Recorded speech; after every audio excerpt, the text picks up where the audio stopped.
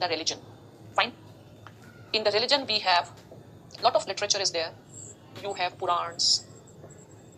If in Islam there is a Quran, here is a Quran. You have Purans. You have epics.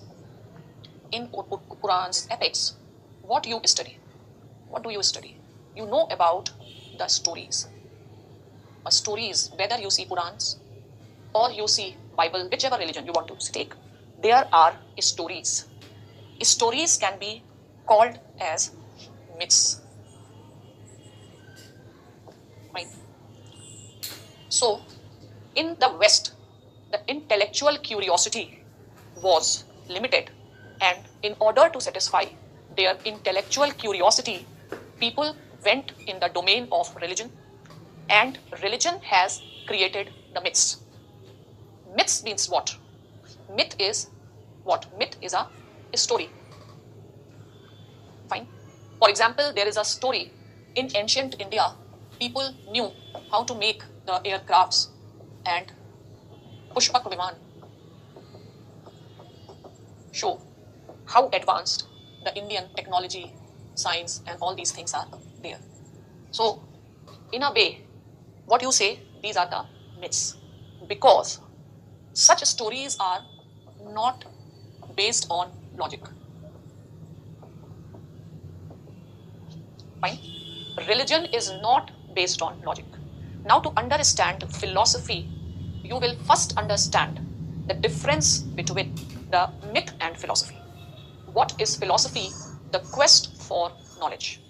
Now, the quest for knowledge in the East got limited by the myths. In the West, the quest for knowledge went earlier, and the people in the West rejected the myths. So, one thing is, if I want to know something, I should contrast it with something. Wait a minute. If I want to know what is philosophy, I can at least say philosophy is not religion, philosophy is not myth. Fine. So, religion is not based on logic. Fine.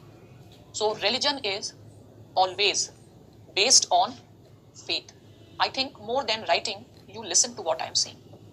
My purpose is to explain you what is philosophy. The first thing to understand is the difference between religion and philosophy. Religion, the books of religion, creates myths. Religion is not based on logic. Religion is based on faith. So the societies in the East have advanced in the faith. All major religions of the world, be it Hinduism, be it Islam, be it Christianity, all originated in the East or in Asia. Okay? And religion is not based on faith, is not based on logic. Now, man has intellectual curiosity. Okay? Every human being has reason. This all of you agree? So even if you are unable to write, no issues. These things will not be asked. And this is only for your understanding. So every human being has reason. Can I say so? Will you agree with me? You will agree. Why?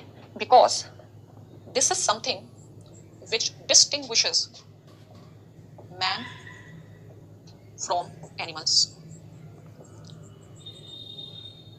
Now, in some societies, the quest, so every man has a reason, and when every man has a reason, every man will have intellectual curiosity, whether in East or in West. Fine. And whatever I am writing, later on, when we will study the ideas of M. N. Roy, you will start relating it. Fine. Intellectual curiosity.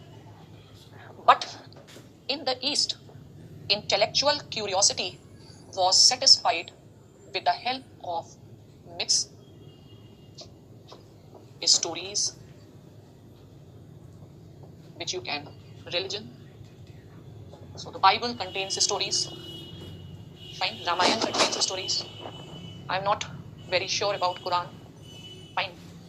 Now, do you think that myths will really satisfy the intellectuals? myths can satisfy the intellectual curiosity. No. Fine. Rather, you will compel. You will compel people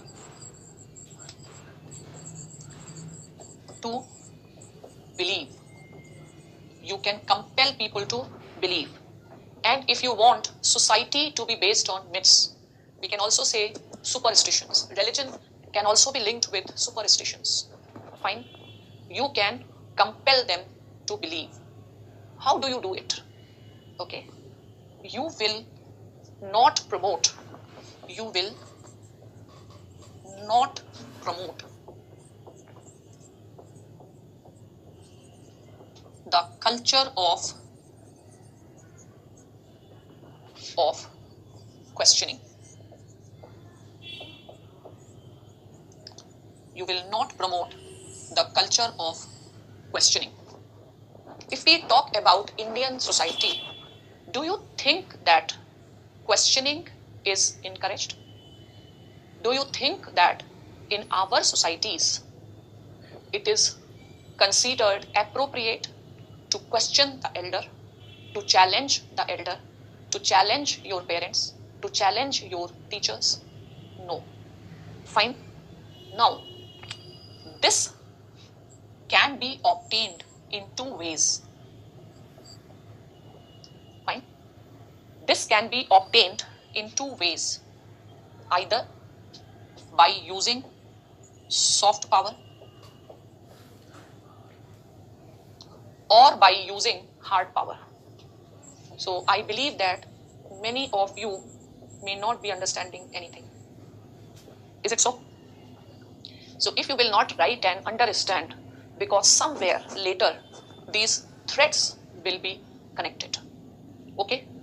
Now, what is a soft power?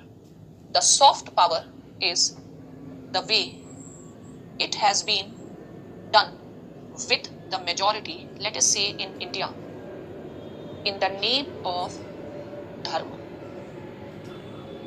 Dharma. Dharma is what? Your duty.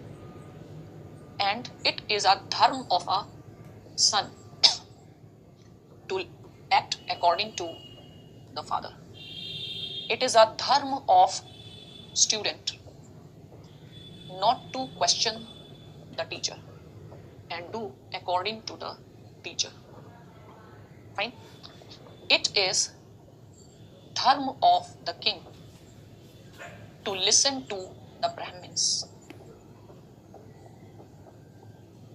It is the dharma of subjects to listen to the king. Fine. Or sometimes when you cannot stop asking people the question, you can use hard power. Hard power means power of coercion. You create fear. For example, the way you can say ISS was doing, the way Taliban is doing, by creating fear. Okay. Now, when a person is not allowed to ask question, whose benefit? Is it the benefit of the person or the benefit of the other? Take a simple example. If parents tell to the teacher, parents tell to the children, go and do this, and you think that this is not right, fine. So you may be not working in your own interest and it goes into the benefit of the parents. Similarly, many of you may say, ma'am, you are telling wrong.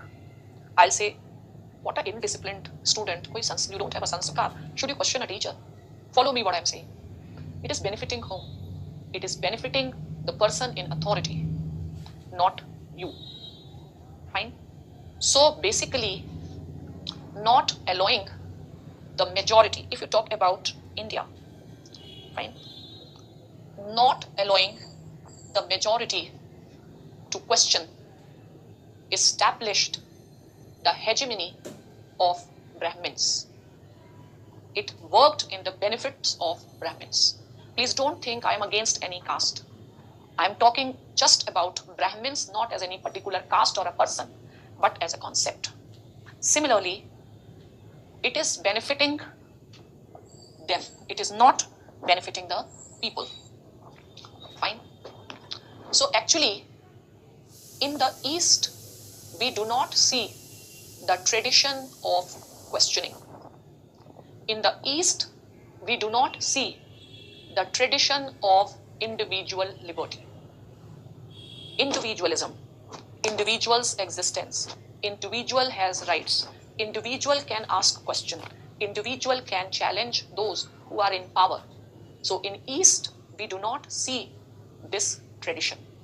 In East, we do not see democratic societies. In East, we do not see democratic families. In East, we do not see democratic societies. In East, we do not see democratic political systems. Even if there is a democracy, even if there is a democracy in the countries of East, it is a democracy for namesake.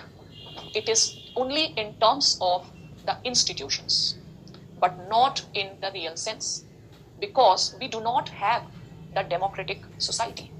We do not have the democratic culture. If I quote the father of Indian Constitution, Ambedkar, Ambedkar held that democracy is just the topsoil in India. We are not inherently democratic. Our politics may be having elections, but holding elections is not the test of democracy. Fine.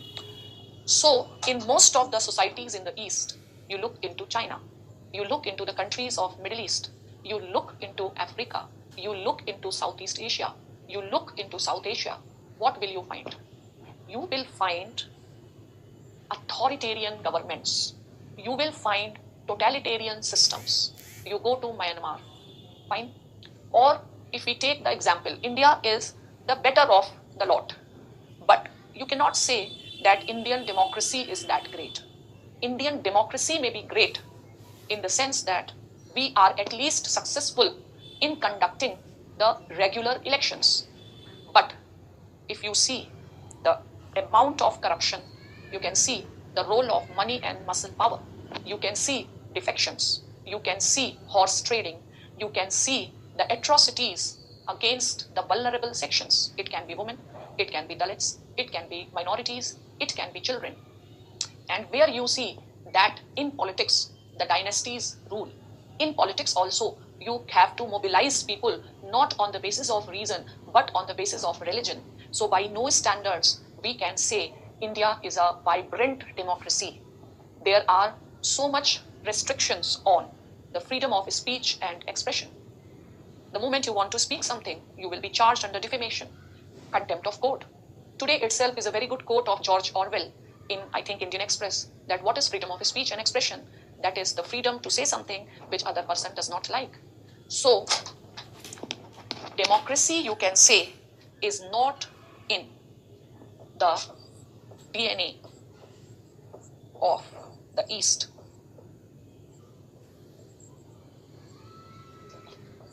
Hardly democracy succeeded. The only tutti-frutti democracy is there in India because we had the leaders, we had some form of, you can say, certain leaders inspired by the Western education. So basically, there is no DNA of democracy in the East. The tradition of democracy in the West. Fine? So, for some time, some countries tried to be democratic, but they could not sustain it for long. Fine? So basically, if we divide the forms of governments, we can divide the forms of governments into two types. One is democratic, other are non-democratic. Non-democratic. Non-democratic is a very soft word we can call these societies as authoritarian or totalitarian.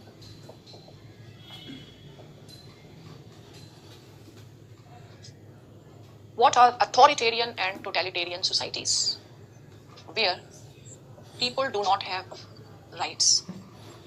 People live in the state of fear, where the focus is not on rights but on discipline. Fine. And even if in the East you have democracies, you can call it as mobocracies. A perverted form, not democracy, it is a mobocracy. The other word for mobocracy is fascism. Right? So, how and what the mobocracies, authoritarianism, totalitarianism, let us take example of China. You can take the example of Turkey. You can take the example of Afghanistan. You can take the example of Egypt. You can take the example of Saudi Arabia. All are examples of totalitarian governments. And totalitarian governments, they are sustained on ideology. Fine. Ideology in one of the classes I told, ideology is propaganda.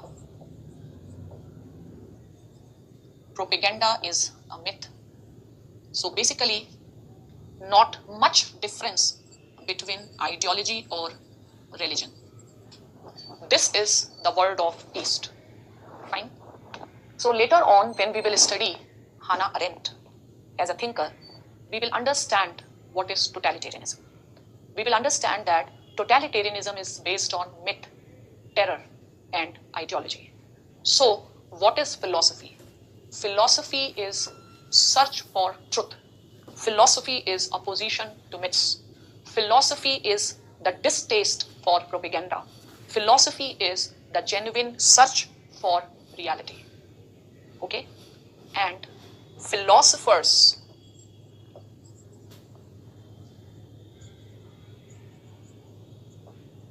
they have to suffer, because philosophers will say something which is, philosophers are trying to tell you the truth, and this is what will not be liked by those who are in power. Fine. So philosophers have to suffer. Philosophers have to drink hemlock. Philosophers have to drink poison. If I take the liberty of interpreting Christ as a philosopher, so philosopher have to be crucified. If I take the liberty of describing Gandhi as a philosopher, so philosophers are assassinated. If I give the example of the intellectuals like Gauri Lankesh, who challenge the superstitions, they are murdered. Fine. So the journey of the search of truth is very difficult, and the life of Socrates is a story, or you can tells you that he is an example of the first casualty. Fine. He has to die. He was ordered to drink poison because of his philosophy, because of telling the truth. So what is Socrates? I will tell the different aspects of Socrates. Fine. So one other thing, Socrates is the father of philosophy. Socrates is a teacher of Plato. And because Socrates tried to tell the truth, Socrates is the first casualty of philosophy.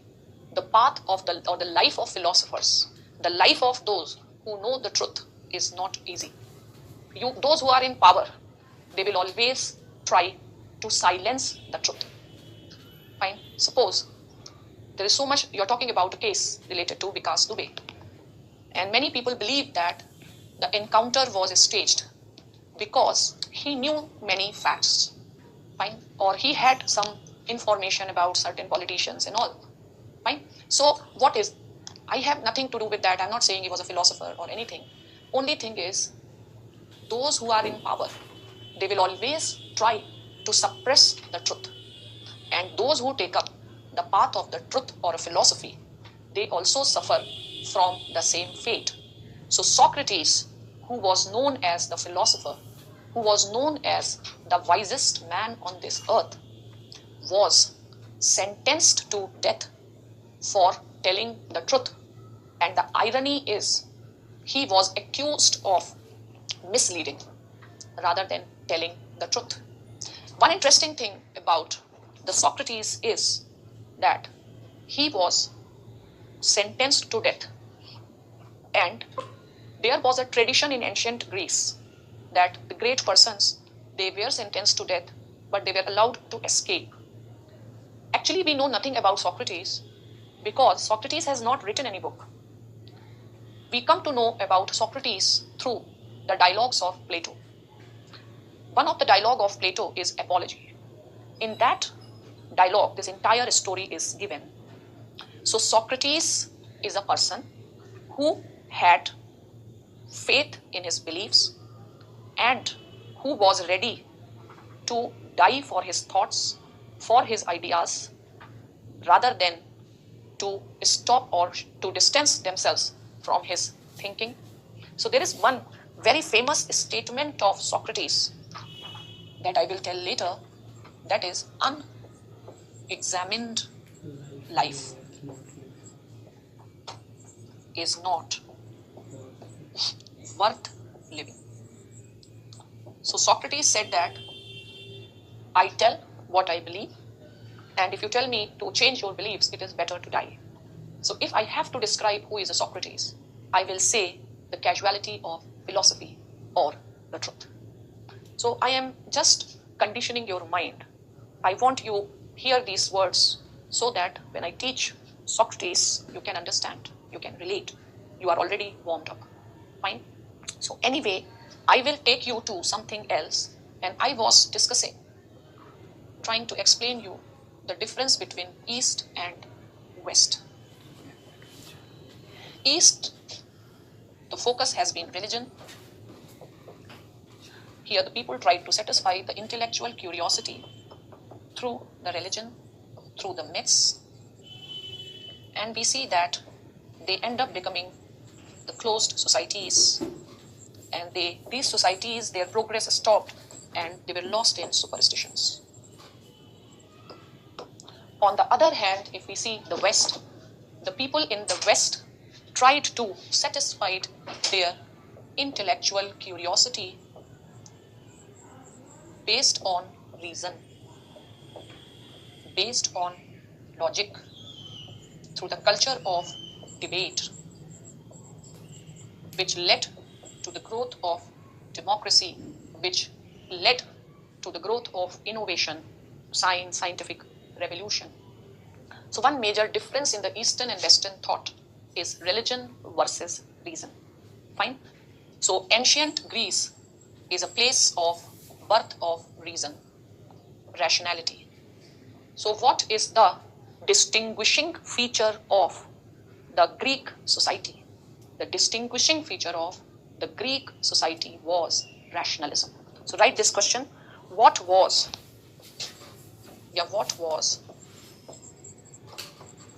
the distinguishing feature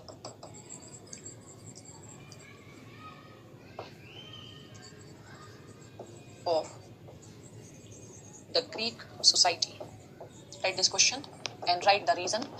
The reason is rationalism.